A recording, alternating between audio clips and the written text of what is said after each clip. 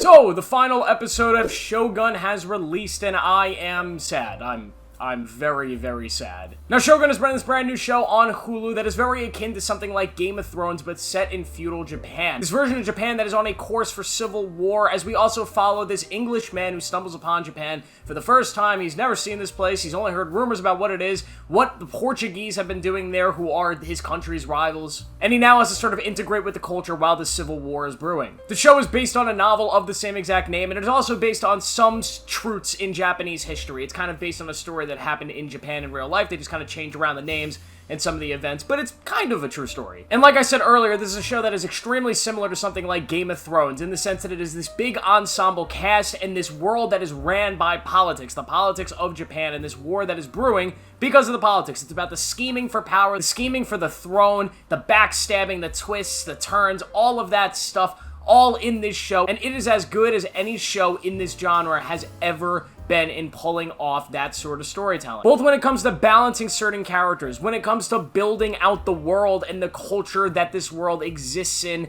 and how these characters relate to the world and the land that they're on, and the characters around them. It just does such a good job of balancing all of that and really integrating the audience into what is actually going on within the conflict of this world and caring about the characters, but also leaving enough room for you to not really know what's going on and to be guessing throughout the whole series about the next move, the next episode. It's so brilliant. And now that the finale's here, we have the full package, so I'm ready to give you my full-on review. And we're going to go through all of Shogun. Slight spoilers throughout. I'm going to give away some stuff, but I'm not going to spoil the whole thing. But I want to review this show because I absolutely loved it, and I think it is utterly brilliant. So Shogun starts off really, really simple. We follow this English crew and this main guy that's the captain of the ship called Blackthorn as he washes up in the Japans, and he kind of gets swept up into what's going on in the country at the moment. And what is going on? Well, the country at the moment is currently ruled by a little boy. He is an heir, and he's too young to rule, so in his place you have 5 regions. Now imagine, like the Game of Thrones universe, when Joffrey's too young and all these other people are too young, you kind of have like the council, right? The hand of the king and everybody else that's kind of ruling the kingdom in their stand.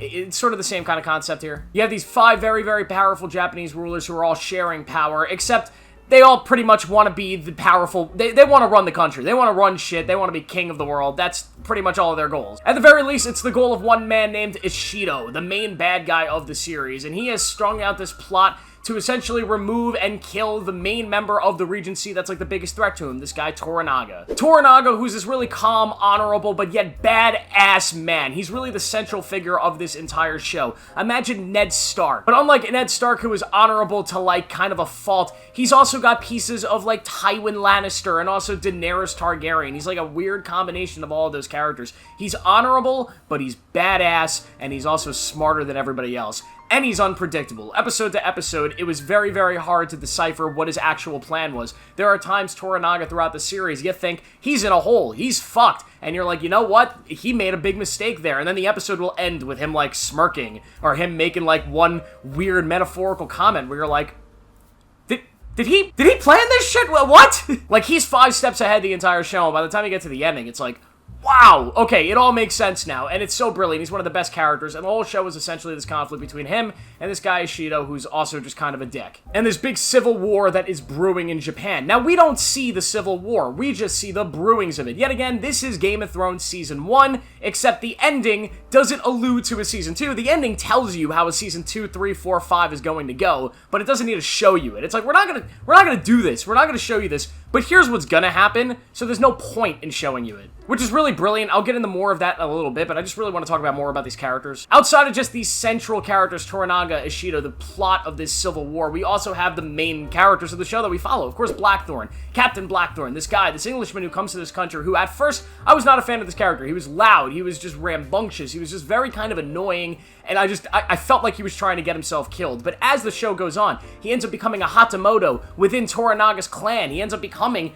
almost like a very valued member of this clan, and for some reason, he doesn't really know why he's being accepted. You learn throughout the show, but he's becoming a part of this culture, and he's weirdly finds a place and a home amongst these people. It's sort of beautiful in a way, and his character, his journey from start to finish, his growth, is so brilliant and so perfectly written that he ends up being my favorite character in the whole show. He's just awesome, and he is pretty much the central character of the story. We follow him pretty much the whole time. Cosmo Jarvis does a brilliant job at depicting both the strong, crazy, intense moments early in the show, but also when he's kind of calm and learning, and also a fish out of water. You know, it's that classic fish out of water stereotype in this story, but he does it very well. You also have Lady Mariko, who plays this translator within the clan who's working to translate for Blackthorn to Toranaga throughout the show, and of course, since they're spending so much time together, shit happens, right? You know how it is, and this is one of the most believable love stories I've seen in a show in forever. This story did not feel like it was forced. A lot of the time, these love stories in these shows feel forced. This felt organic, and it felt like for episodes and episodes, you're waiting for it to happen, and then when it does, it's great, and then when it falls apart, it's not great, and then when it comes back together, it's great again. But then Lady Mariko ends up being such like a denser character. She's got so much to her when you look at her backstory, the things that she's been through, what she represents to the clan, and how it all culminates in episode 9, one of the best episodes of television I've ever seen. It is such beautiful writing, it is perfect storytelling, and it is so symbolic of what this series represents. You get a bunch of other characters. There's Yabushigi, who's like one of my favorites. He's another member of the clan who's just kind of like obsessed with death, and he has a really great arc that culminates well in the finale. And just overall, this show has such great characters, and like I keep comparing it to Game of Thrones, what works about that show is the characters are so great. This is another show where you just want to see more of these characters. They're so interesting. Their conversations are so deep. And the world of Japan is interesting. The culture of honor, it's so different. Like in Game of Thrones, when somebody commits treason or something bad happens, goodbye, you're dead. In this show, it's like, yeah, they die, but it's in a more respectful way. It's like, all right, at sunset tomorrow, you're going to stab yourself in the stomach. And the guy's like, yeah, you know what? Maybe I will stab myself in the stomach. I was a bad boy. I'm sorry. I apologize, and I will die in honor. It's just a weird culture. It's a weird adjustment with a lot of the things that happen here, but they do a good job of explaining that culture to Blackthorn, aka to the audience, and it works really well. The violence in the show is gruesome, but it's not overextended. There's not so much of it that it becomes an action-y, gruesome show. It's used sparingly to the point where it still has shock value, but it's used in the story extremely well. This show has a really, really good job of being anticlimactic, and usually that would be a bad thing. Like, if I were to say a show is anticlimactic, 9 times out of 10, it's a bad thing. This show is extremely anticlimactic, but it's in a good way. This show is constantly going through cycles of building up to something. You'll have like 2 episodes where it feels like it's building up to a big battle or a big event, and then the next episode will be like the slowest, most peaceful episode of the show. But somehow it continuously works throughout, and there's meaning in that slowness and that peacefulness.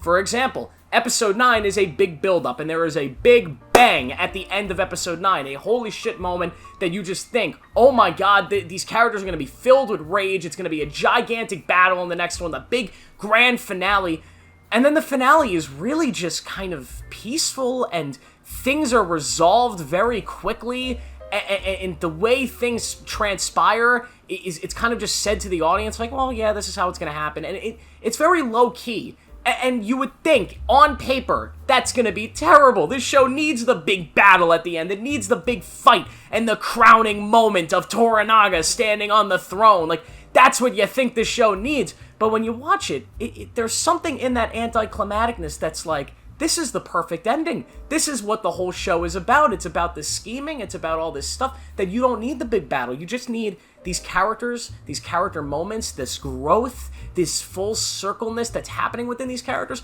and then an ending where you know what's coming. There's no need to show it, because this character that they've been building up through the whole show, Toranaga, has been so well developed and so smart in everything he's done, all of the actions from the first episode to the last one, that when he explains the full extent of his plan, you're like, oh, well, that's fucking foolproof. So it actually becomes a much more powerful ending. Like, I know what happens after this show. Anybody who's watched this show, they know what's going to happen, and they leave a little up to the audience. There's some a little like, ambiguousness of where some certain characters will go, but for the most part, you know where they're going. You know how it's going to turn up, and there's a little bit of tragedy in it. There's a little bit of glory in it, but it makes the whole journey worth taking, because yet again, the whole show, no, although it feels like it's building to a big climactic finish, and you never get that climactic finish, you don't feel like you missed anything. You don't feel disappointed in it, because you feel like you still got the themes. You got the idea of where the story's going, and you don't really need to see it. You got to see the things we needed to see. And episode 9 really was the big bang. And that's what makes the show so strong, is that